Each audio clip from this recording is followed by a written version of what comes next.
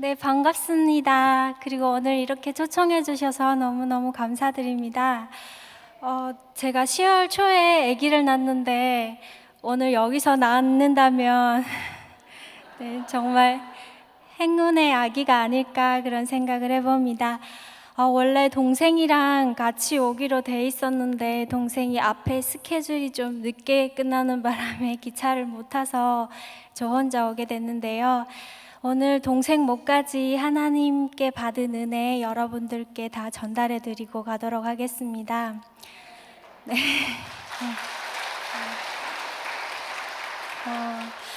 제가 북한에서 온 건 다 아시죠?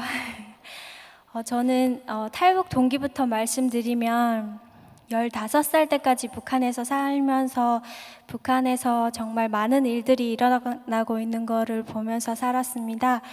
북한이 한창 고난의 행군이라는 시기를 겪고 있을 때 수많은 사람들이 아사로 내몰려 죽고 또 전염병, 파라티피스나 아니면은 뭐 장티푸스, 콜레라 같은 전염병에 시달리면서 죽어가는 사람들도 많았고 또 그렇게 힘들다 보니까 나라에서 하지 말라는 일들을 해야 했어요. 그래서 법에서 또 처벌을 받아서 법에 의해서 죽는 사람들도 많았어요. 저희도 예외가 아니라서 저희 부모님께서 나라에서 하지 말라는 일을 하게 됐고 그 일이 중국으로 비법으로 도강을 해서 돈을 벌어오는 일이셨어요. 근데 한 번은 부모님께서 중국으로 가셨다가 찬송가가 들어있는 녹음기 카세트를 가지고 오셨거든요. 근데 그 카세트를 북한 주민들에게 전파시키면 먹고 살게끔 해준다는 중국 사람의 얘기를 듣고 그 카세트를 가지고 북한으로 나왔는데 그거를 전파시켰고 근데 나중에 그게 보이부에 발각되게 되었어요. 아시다시피 북한은 종교가 허락된 나라가 아니잖아요.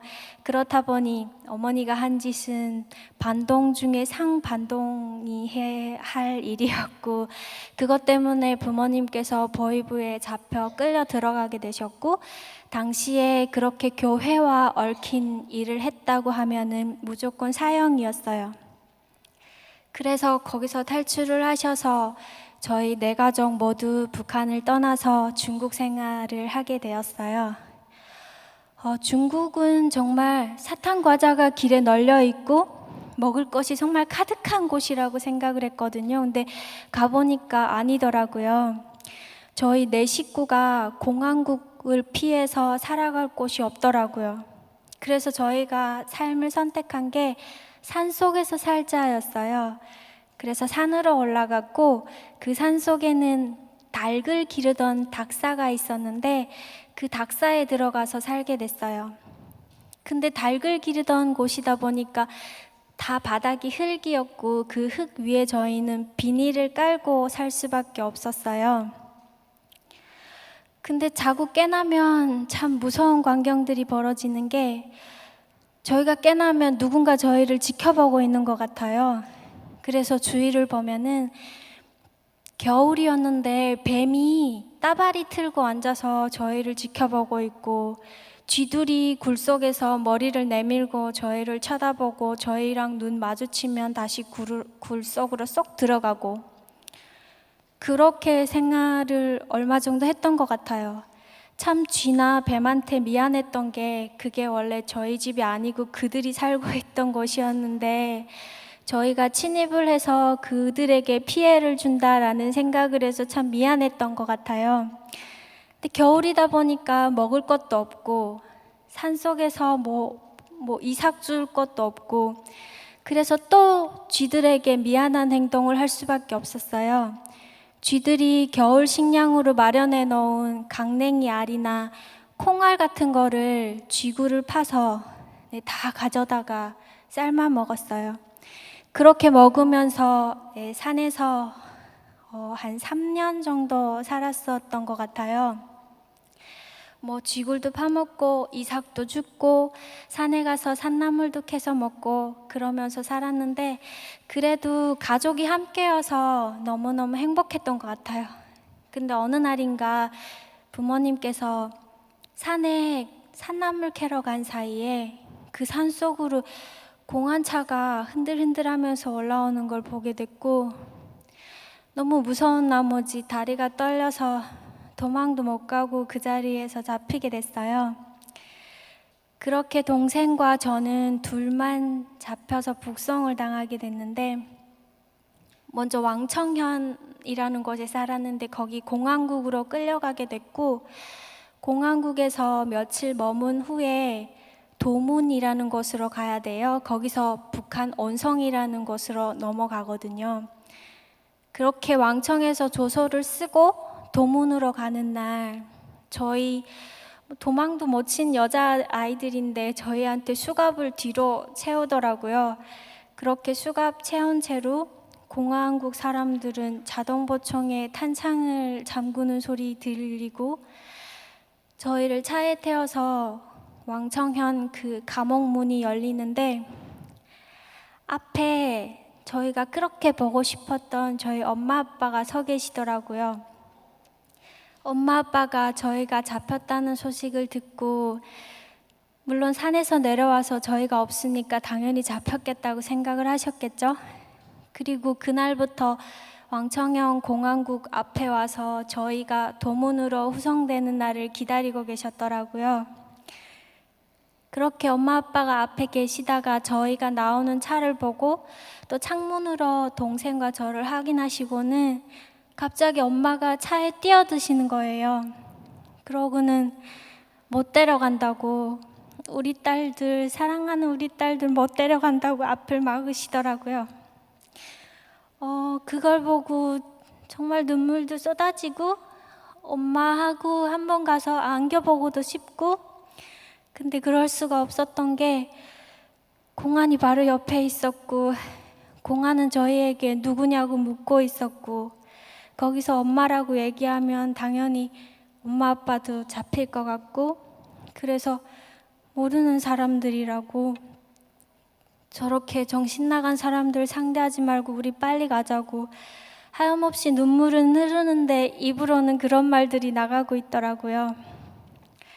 그렇게 말하자마자 갑자기 공안이 엄마가 서 있는 곳으로 차를 휙 몰고 갔는데, 엄마 어깨를 치면서 지나갔고, 엄마는 길바닥에 나동댕이 치고 옆에서 아빠가 우리까지 잡히면 애들은 누가 구하냐고 소리소리 지르시면서 엄마를 부축하고, 그 모습을 보면서 저희는 도문으로 향할 수밖에 없었어요.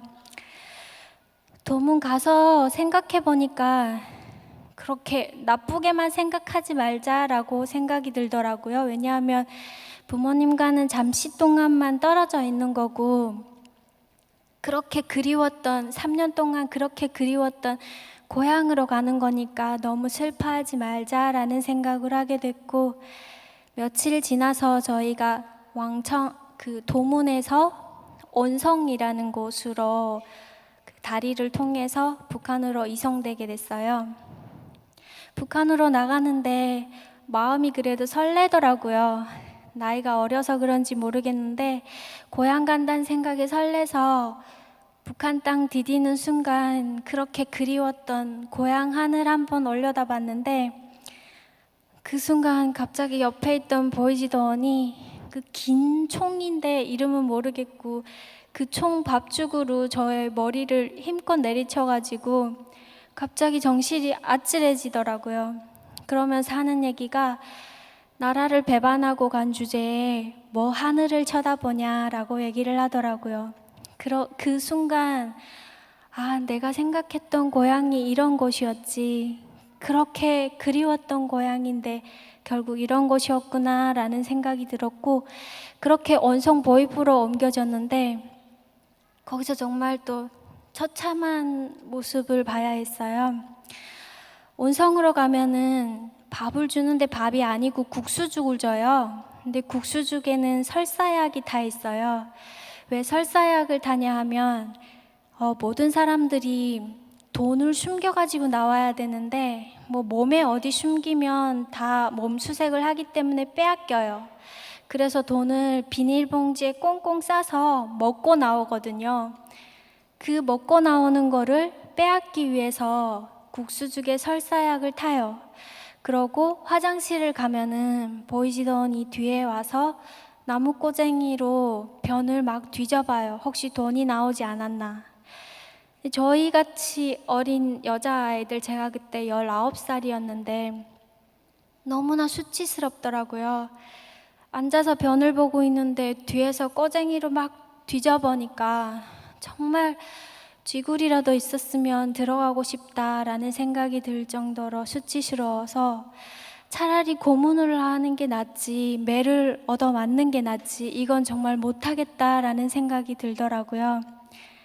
뭐 그렇게 과정을 거치면서 또 가서 뭐 논밭에 나가 일하고 건설장에 나가서 일하고 뭐 별의별 못 해본 일이 없이 손바닥에 굳은 살 박히는 건 당연한 거고, 물집이 생겨서 다 터져서 고물이 나오도록 일을 하고, 그렇게 7, 8개월 정도 일을 했던 것 같아요. 그러고 다시 사회에 내보내가지고 동생이랑 같이 나왔는데 다시 중국으로 가야 되는데 막막하더라고요.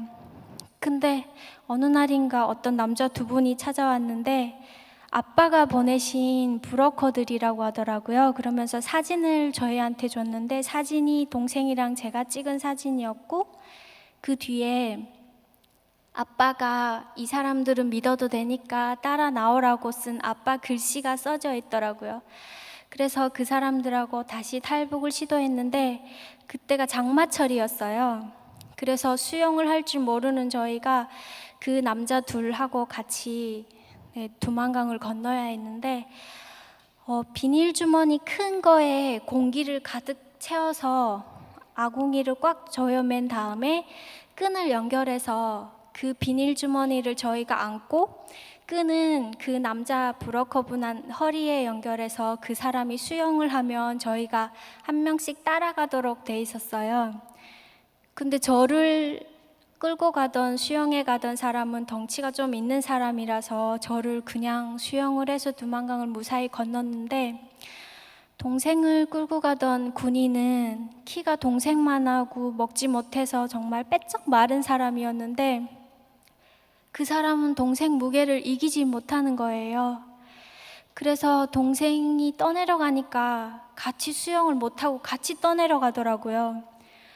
그러더니 자기 생명의 위협을 느꼈던지 갑자기 끈을 풀어버렸고, 동생은 그냥 그 장마에 물뿐 두만강 위를 올라가고 내려가고 하다가 보니까 너무 무서운 나머지 그 비닐 주머니를 손으로 꽉 움켜잡았던 나머지 비닐 주머니가 터져버렸고, 동생은 그대로 물에 가라앉았다가 한 1분 있다간 다시 떠오르고 살려달라고 소리 지르고.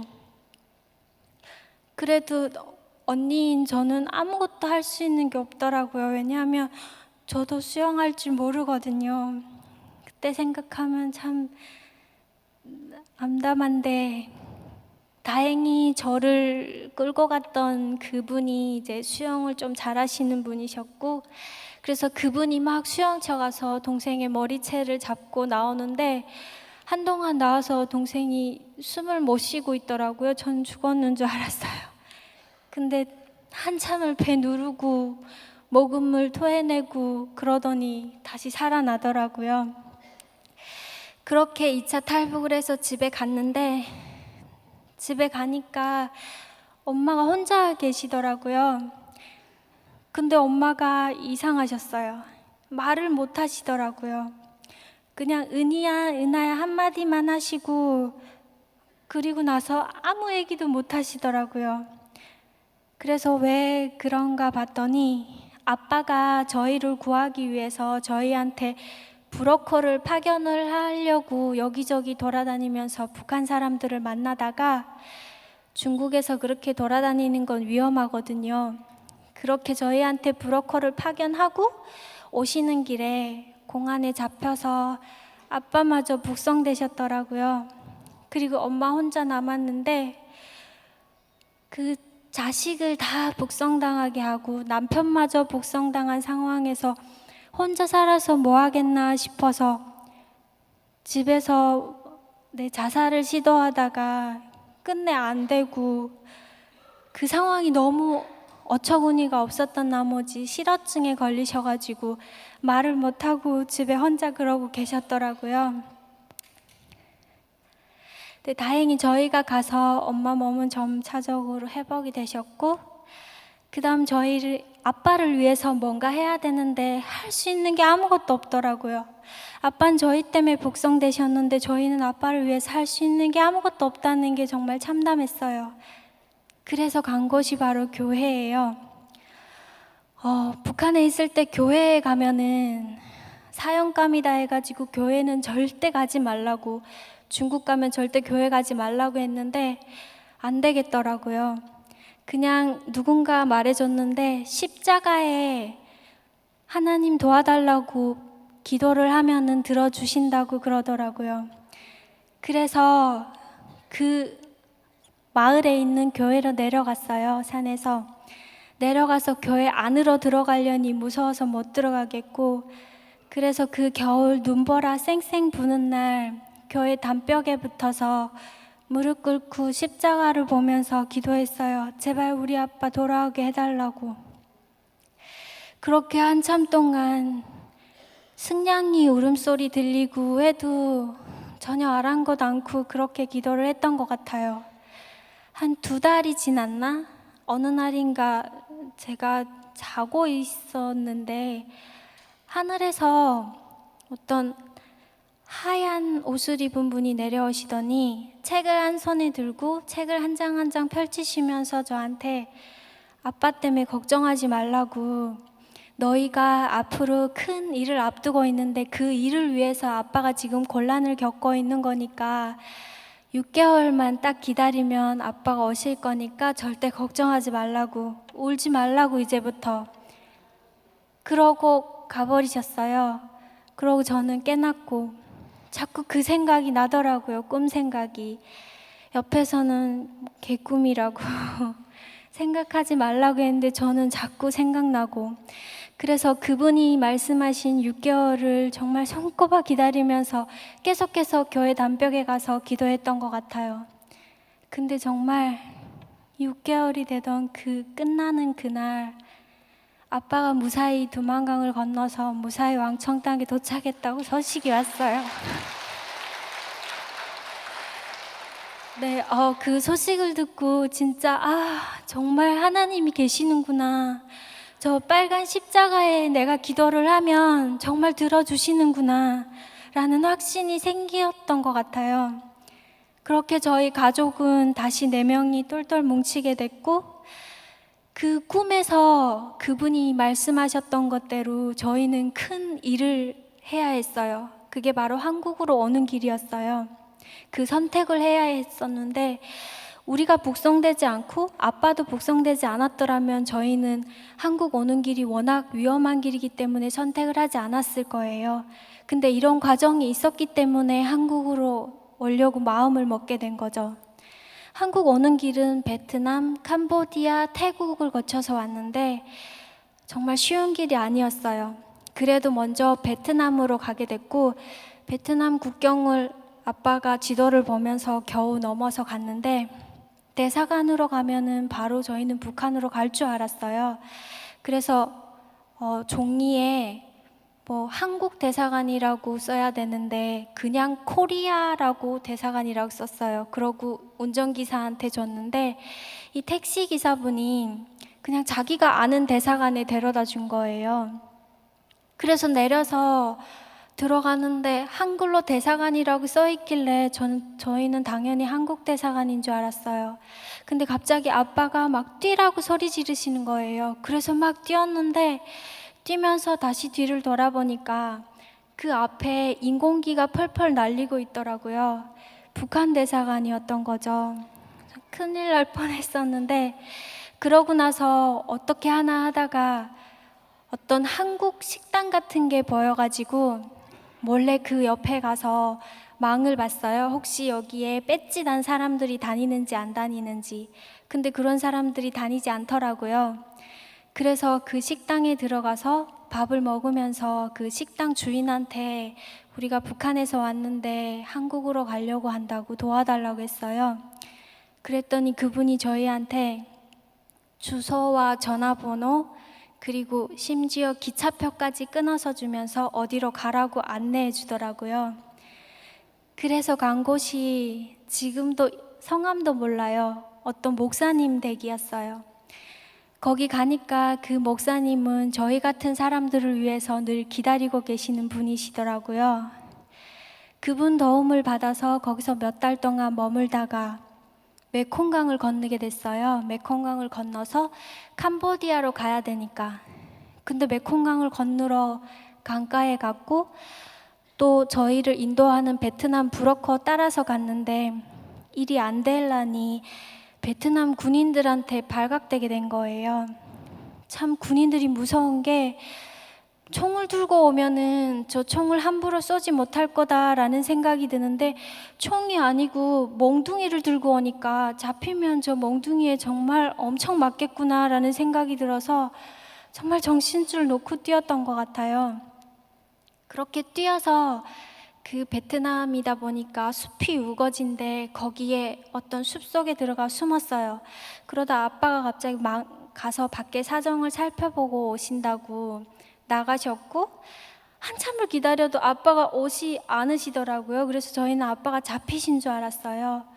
그래서 세 여자가 울면서 아빠 찾아서 나왔는데 나오다가 길을 잘못 들어서 그만 늪에 빠지고 말았어요. 늪이 정말 무섭더라고요.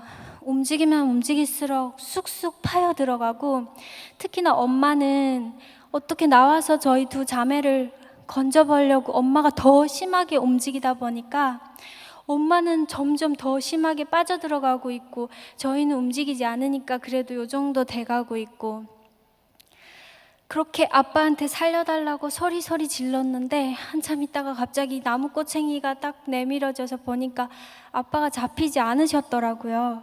저희한테 나무꼬챙이 내미셨고 그걸 잡고 저희 3명 모두 나와서 아 이제 살았다 이러고 주위를 둘러봤는데 저희가 그렇게 소리를 질러댔는데 군인들이 못 들었을까요?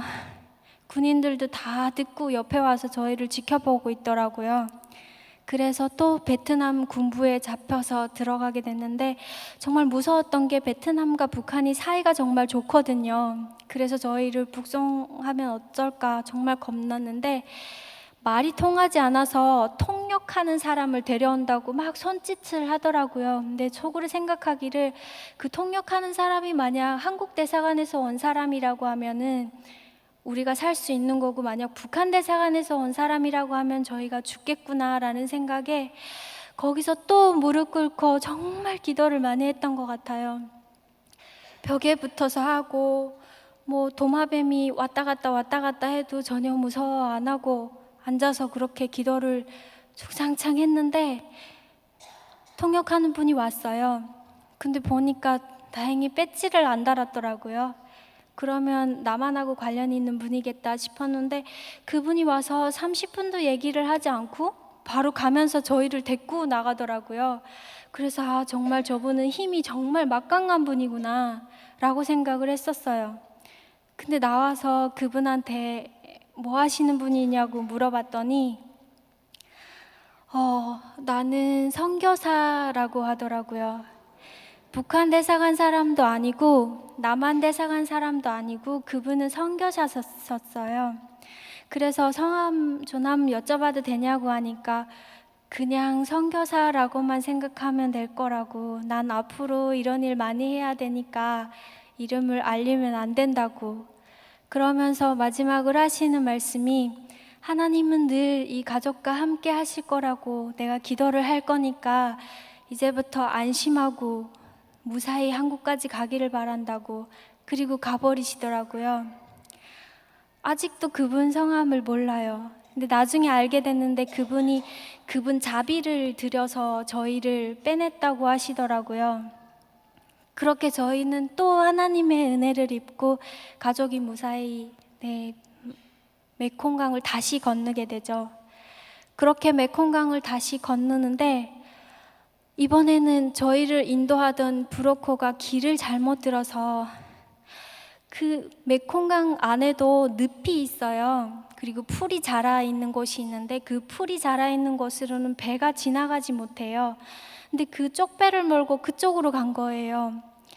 그래서 사람이 내려서 그 풀을 헤쳐야 된다고 하더라고요.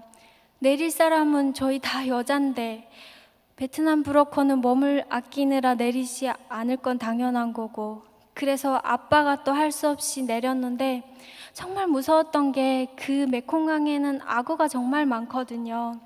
그리고 저희가 갈 때쯤에 악어 때문에 배가 뒤집혀서 15명 정도가 그 메콩강에서 죽었어요. 근데 그 강에 아빠가 뛰어든다고 생각하니까 정말 무섭더라고요. 근데 그때도 하나님께서 도와주셨나 봐요. 악어들이 뒤에서 파란 눈을 반짝이면서 따라는 오는데 아빠한테 접근을 못 하더라고요. 그렇게 접근을 못하는 속에서 아빠는 한쪽 손으로는 배를 잡고 한쪽 손으로는 풀을 헤치면서 앞으로 진전해 나가서 다행히 그 숲을 헤쳐서 무사히 메콩강을 건너게 됐어요. 그렇게 캄보디아에 도착을 했고, 캄보디아에서 또 목사님을 만나서 그분 도움을 받아서 한국까지 무사히 오게 됐어요. 네, 저희가 한국까지 오는 길 정말 험난하고 사람이 견뎌내지 못할 일들이 정말 많았는데, 그때마다 저희한테는 늘 하나님이 함께 하셨던 것 같아요. 네, 저번 주에 제가 목사님 설교하시는 거 들었었거든요. 근데 목사님께서 독수리에 대해서 얘기를 하시더라고요. 근데 저희는 늘 하는 말이 솔개라는 새에 북한 사람들을 비하곤 해요. 솔개라는 새가 한 7, 80년은 산다고 해요. 근데 그 중에 40년 정도 살고 나서는 한번 제2의 삶을 살기 위해서 자기 스스로 지 몸에 해를 가한다고 하죠. 부리가 너무 커져서 먹이를 쪼을 수 없대요. 그 부리를 자기 절로 바위에 쪼아서 부리를 깨버리고 새 부리가 나오게 하고, 또 그 새 부리가 나오면 너무 길어서 이렇게 후그러진 발톱을 또 그 부리로 다 뽑아버린다고 하죠. 그러고 새 발톱이 나오고 그 또 부리로 너무 무겁게 쌓인 깃털을 다시 하나하나 뽑아서 새 깃털이 나오게 해서 그걸로 다시 3, 40년을 더 산다고, 제2의 삶을 산다고 하더라고요. 근데 모든 설계가 그런 게 아니라 그 길을 선택한 설계만 그렇게 산다고 하더라고요. 근데 저희도 그 많은 북한 사람들 중에서 그렇게 어려움을 겪으면서 대한민국까지 온 것 같은데, 그렇게 어려운 과정을 과연 저희 힘으로 해낼 수 있었을까?